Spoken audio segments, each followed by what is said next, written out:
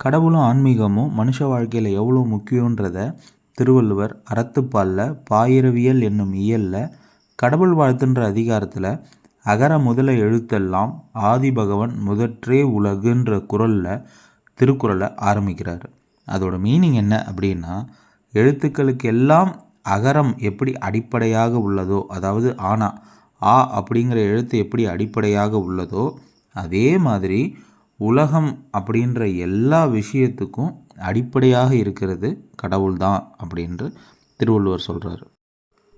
கல்வியா கடவுளா அப்படிங்கிறதுக்கு நம்ம திருவள்ளுவர் அறத்துப்பாலில் பாயிரவியல் என்னும் இயலில் கடவுள் வாழ்த்துன்ற அதிகாரத்தில் சொல்கிறது என்னென்னா, கற்றதினால் ஆன பயனின்கோள் வாளறிவன் நற்றார் தொழார் எனின். அதாவது தூய அறிவின் வடிவமாக விளங்கும் இறைவனுடைய திருவடிகளை தொழாமல் இருக்காங்க இல்லையா, அவங்களோட கல்வி கட்டுறதுனால அவங்களுக்கு என்ன பயன் இருக்க முடியும் அப்படின்னு திருவள்ளுவர் சொல்கிறாருங்க.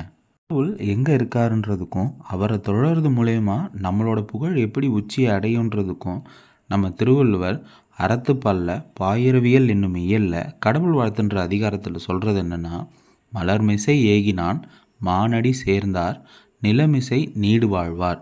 அதாவது மனமாகிய மலர் இருக்கு இல்லையா, அந்த மலரில் வாசம் செய்யக்கூடிய, அதாவது நம்ம மனமில் வாசம் செய்யக்கூடிய இறைவனை நாம் எப்பொழுதும் நினச்சிக்கிட்டே இருந்தோன்னா நம்மளோட புகழ் இந்த பூமியில் நெடுங்காலம் அமையும் அப்படின்றத திருவள்ளுவர் சொல்கிறாரு. கடவுளை நாம் ஏன் தொழணும் அப்படின்றதுக்கு உதாரணமாக திருவள்ளுவர் அறத்துப்பாலில் பாயிரவியல் என்னும் இயலில் கடவுள் வாழ்த்துன்ற அதிகாரத்தில் நமக்கு சொல்கிறது என்னென்னா, வேண்டுதல் வேண்டாமை இலானடி சேர்ந்தார்க்கு யாண்டும் இடும்பை இல. அதாவது எதிலுமே விருப்பமோ வெறுப்போ இல்லாத கடவுளின் திருவடிகளை மனதால் எப்போதும் நினச்சிக்கிட்டே இருந்தோன்னா உலகத்தில் நம்மளை துன்பம் ஒருபோதும் நெருங்காது. வாழ்க்கையின் வர நன்மை தீமைகளை ஒரு சமநிலையோடு எதிர்கொள்ளணும் அப்படின்னு நினைக்கிறீங்களா? நம்ம திருவள்ளுவர் சொல்கிறத கேளுங்க. அறத்துப்பாலில் பாயிரவியலில் கடவுள் வாழ்த்துன்ற அதிகாரத்தில் திருவள்ளுவர் நமக்கு சொல்கிறது என்னென்னா, இருள் சேர் இருவினையும் சேரா இறைவன் பொருள் சேர் புகழ் புரிந்தார் மாட்டு. அதாவது இறைவன் என்பதற்கு உண்மையான பொருளை புரிந்து கொண்டு அதிலிருந்து புகழ் பெற விரும்புபவர்களுக்கு நன்மையும் தீமையும் ஒரே அளவில் எதிர்கொள்ளக்கூடிய சக்தி இருக்குன்றது தான் திருவள்ளுவர் சொல்கிறார். நிலையான ஒரு நல்ல வாழ்க்கையை கடவுளின் அனுகிரகத்தோடு எப்படி வாழ்கிறதுங்கிறத நம்ம திருவள்ளுவர் கடவுள் வாழ்த்துன்ற அதிகாரத்தில் அறத்துப்பாலில் பாயிரவியல் என்னும் இயலில் இந்த திருக்குறளில் சொல்கிறாரு.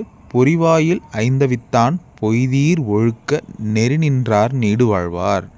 அதாவது ஐம்பொறி வாயிலாக பிறக்கும் வேட்கைகளை அவித்த இறைவனுடைய பொய்யற்ற ஒழுக்க நெறியில் நின்றவர் நிலையான வாழ்க்கையை பெறுவார்.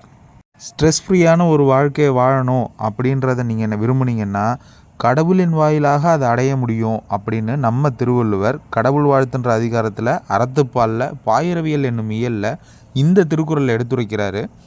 தனக்குவமை இல்லாதான் தாழ் சேர்ந்தார் கல்லால் மணக்கவலை மாற்றல் அரிது. அதாவது தனக்கு இணையில்லாத கடவுளின் திருவடிகளை சேர்ந்தவர்களுக்கே அன்றி மற்றவர்களுக்கு மணக்கவலை போக்குவது கடினம் அப்படின்னு நம்ம திருவள்ளுவர் சொல்கிறாருங்க. அறத்தின் வழி இந்த வாழ்க்கையை எப்படி கடத்துறதுங்கிறத திருவள்ளுவர் கடவுள் வாழ்த்துன்ற அதிகாரத்தில் அறத்துப்பாலில் பாயிரவியல் என்னும் இயலில் இந்த திருக்குறள் மூலயமா நமக்கு சொல்கிறது என்னென்னா, அறவாழி அந்தணன் தாழ் சேர்ந்தார் கல்லால் பிறவாழி நீந்தல் அரிது.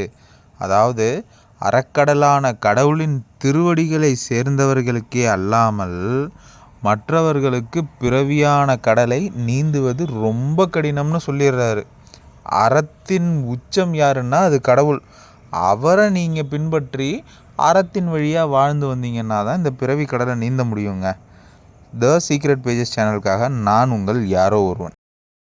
ஐம்புலன்களுக்கும் கடவுளுக்கும் என்ன ஒரு சம்பந்தம், அதை வச்சு அறத்தின் வழி வாழ்க்கையை எப்படி வாழ்கிறதுங்கிறத திருவள்ளுவர் கடவுள் வாழ்த்துன்ற அதிகாரத்தில் அறத்துப்பாலில் பாயிரவியல் என்னும் இயலில் இந்த திருக்குறளில் சொல்கிறாரு கேளுங்க. கோலில் பொறியின் குணமிலவே என் குணத்தான் தாளை வணங்கா தலை.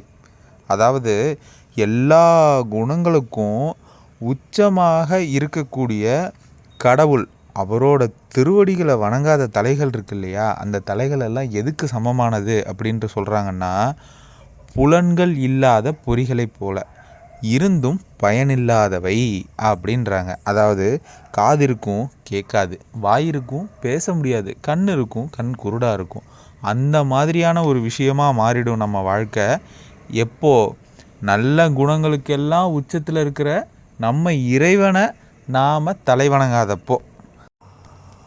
ஆண்டவா, இந்த பிறவியே போதும், இதுக்கு மேலே ஒரு பிறவியே வேண்டாம், இதோடு என் வாழ்க்கையை முடிச்சிருப்பா அப்படின்னு நீங்கள் இறைவன்கிட்ட கேட்குறவங்களா இருந்தீங்கன்னா, நம்ம கடவுள் வாழ்த்தில் அறத்துப்பாலுன்ற பாலில் பாயிரவியல் என்னும் இயலில் திருவள்ளுவர் உங்களுக்காகவே இந்த திருக்குறளை சொல்லியிருக்காரு. பிறவி பெருங்கடல் நீந்துவர் நீந்தார் இறைவனடி சேராதார். அதாவது கடவுளின் திருவடிகளை சேர்ந்தவர் பிறவியாகிய பெருங்கடலை நீந்தி கடப்பர், மற்றவர் நீந்தவும் மாட்டார் அப்படின்னு திருவள்ளுவர் சொல்கிறாருங்க. த சீக்ரெட் பேஜஸ்க்காக நான் உங்கள் யாரோ ஒரு